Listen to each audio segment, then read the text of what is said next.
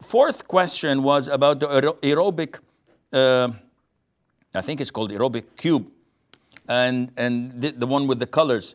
So there is a way of doing it in a very quick fashion, and he's asking, is this permissible to do, and can I spend time doing it, and how much time is permissible? Well, if we look back at your wiswas, at your acquiring knowledge of aqeedah and fiqh, and compare it to this, then this is a little bit shaky. People should not waste their time on things that bring no benefit to them.